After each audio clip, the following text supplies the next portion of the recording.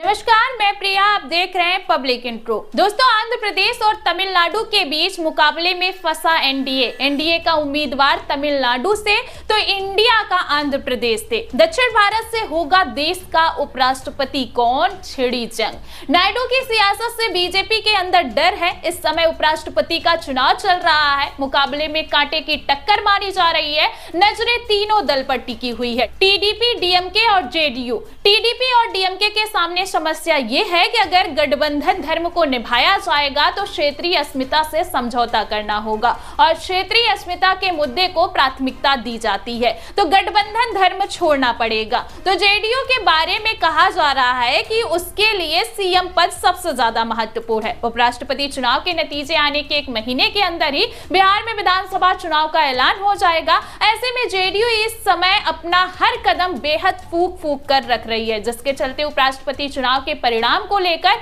यह तय नहीं है कि बाजी किधर चली जाए, क्योंकि अभी यह मुकाबला कांटे की टक्कर वाला माना जा रहा है। एनडीए के उम्मीदवार को बढ़त जरूर हासिल है, लेकिन उलटफेर की संभावना से इनकार भी नहीं किया जा रहा है। तो आज हम अपने स्पेशल रिपोर्ट में बताएंगे कि क्यों नीतीश और नायडू को लेकर बीजेपी दिखाई दे रही है टेंशन में, दबाव में, और क्या एमके स्टालिन भी इंडिया गठबंधन की बन सकते हैं मुसीबत। फिलहाल आपको बता दें कि जो इस समय की बड़ी खबर निकलकर सामने आ रही है, दोस्तों, उपराष्ट्रपति चुनाव का जो मुकाबला है आमने सामने का है। 782 सांसद इस चुनाव में वोट डालेंगे। चुनाव जीतने के लिए कुल वोट चाहिए 392। फिलहाल एनडीए के पास 427 वोट है, जो बहुमत से 35 ज्यादा है। लेकिन फिर भी एनडीए उम्मीदवार अगर मुश्किल में बताया जा रहा है तो इसके पीछे जेडीयू और टीडीपी की सियासत को जिम्मेदार माना जा रहा है। नीतीश की पलटी मार सियासत को लेकर तो पहले से ही सवाल उठते रहे, लेकिन अब चंद्रबाबू नायडू के सामने भी संकट खड़ा हो गया है। जी हां,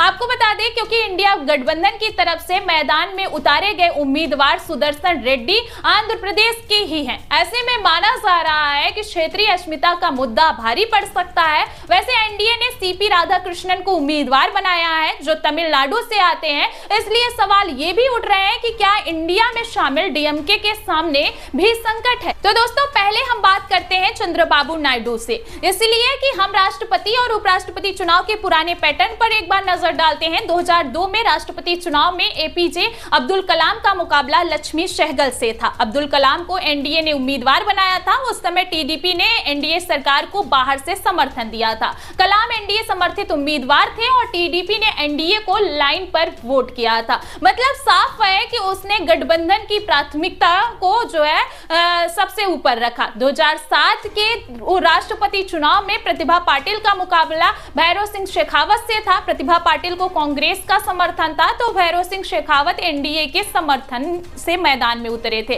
वही टीडीपी उस वक्त किसी भी गठबंधन का हिस्सा नहीं थी, लेकिन वो कांग्रेस के नेतृत्व वाले यूपीए के विरोधी। आंध्र प्रदेश में सरकार कांग्रेस थी और जो है टीडीपी मुख्य विपक्षी दल थी। नायडू ने कांग्रेस विरोध को प्राथमिकता दी और प्रतिभा पाटिल जो कांग्रेस की उम्मीदवार थी उनका समर्थन नहीं किया। तो वहीं 2012 के राष्ट्रपति चुनाव में प्रणब मुखर्जी का मुकाबला पीए संगमा से था। प्रणब मुखर्जी केंद्र की मनमोहन सरकार में मंत्री थे। जब कांग्रेस ने उन्हें उम्मीदवार बनाया तो उन्होंने जो है अपने पद से इस्तीफा दिया। टीडीपी ने चुनाव में किसी का समर्थन नहीं किया और पार्टी के सदस्यों ने वोटिंग में हिस्सा नहीं लिया। 2017 का राष्ट्रपति चुनाव अगर देखा जाए तो रामनाथ कोविंद और मीरा कुमार में हुआ था।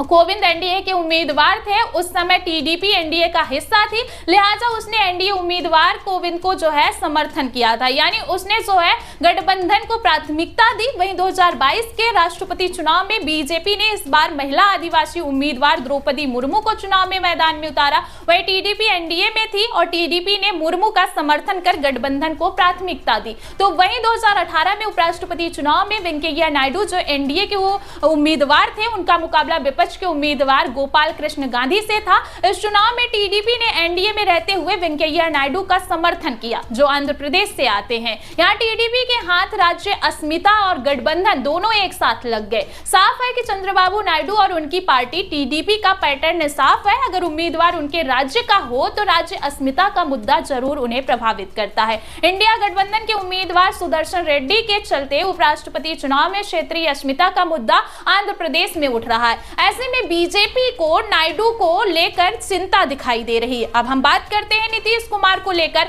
उन चुनाव में उनका रुख क्या रहा है। वहीं 2007 के राष्ट्रपति चुनाव में नीतीश कुमार की पार्टी जेडीयू ने भैरव सिंह शेखावत का समर्थन किया। वहीं बात करें अगर 2012 राष्ट्रपति चुनाव की, तो इस बार जो है नीतीश कुमार ने अलग राह पकड़ ली और एक तरफ बीजेपी और एनडीए के अधिकांश दल पीए संगमा का समर्थन कर रहे थे, तो वहीं जेडीयू ने जो है कांग्रेस के उम्मीदवार प्रणब मुखर्जी का समर्थन किया। यानी गठबंधन की जगह नीतीश कुमार ने व्यक्तिगत पसंद को प्राथमिकता दी और तभी संकेत मिलने लगे कि नीतीश पलटी भी मार सकते हैं, जो एक साल बाद उन्होंने किया था। अब बात करते हैं 2017 के राष्ट्रपति चुनाव की। नीतीश कुमार विपक्षी गठबंधन में थे, लेकिन इस बार भी उन्होंने पलटी मार ली और चुनाव में जेडीयू ने एनडीए उम्मीदवार रामनाथ कोविंद को वोट दे दिया। राष्ट्रपति चुनाव के कुछ समय बाद नीतीश भी महागठबंधन छोड़कर फिर से एनडीए में चले गए। वहीं आपको बता दें 2022 के राष्ट्रपति चुनाव में नीतीश कुमार एनडीए में थे और उन्होंने एनडीए उम्मीदवार द्रौपदी मुर्मू को वोट दिया, लेकिन कुछ ही दिनों बाद नीतीश पाला बदलकर महागठबंधन में चले गए और 2018 में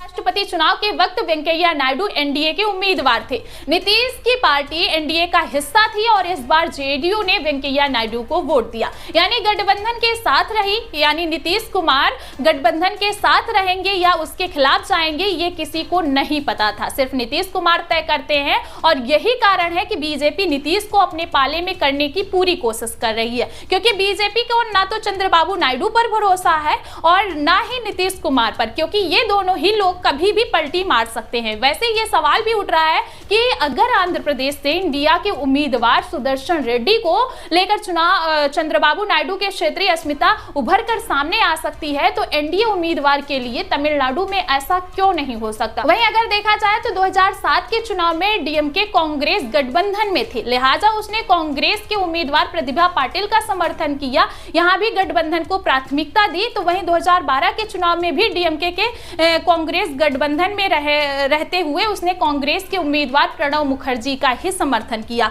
यहां भी गठबंधन को ही डीएमके ने प्राथमिकता दी। चुनाव में डीएमके कांग्रेस के साथ रही है और उसने कांग्रेस समर्थित मीरा कुमार का जो है समर्थन किया। 2018 के उपराष्ट्रपति चुनाव में डीएमके यूपीए के साथ रही और गोपाल कृष्ण गांधी का समर्थन किया। भले ही वेंकैया नायडू आंध्र प्रदेश यानी कि दक्षिण भारत से थे, लेकिन डीएमके ने गठबंधन नहीं छोड़ा। साफ है कि डीएमके की रणनीति में हमेशा से गठबंधन को प्राथमिकता देना रहा है, भले राज्य उम्मीदवार विपक्ष में हो या इसमें दो चीजें साफ हो गई है दोस्तों कि नीतीश कुमार चुनाव से पहले या बाद में पाला बदल सकते हैं। वो जिस तरह से गठबंधन में रहते हैं, जरूरी नहीं है कि उस गठबंधन के उम्मीदवार को वोट ही करे। चंद्रबाबू नायडू और नीतीश कुमार जरूर चुप्पी साधे हुए हैं, लेकिन जो है डीएमके का साफ साफ संकेत मिल रहा है कि वो इंडिया गठबंधन के उम्मीदवार को ही समर्थन करेगा। तो फिलहाल के लिए आप सभी को इस पर क्या लगता है, कमेंट में अपनी राय जरूर दीजिए और खबर पसंद आई हो तो ज्यादा से ज्यादा शेयर कीजिए।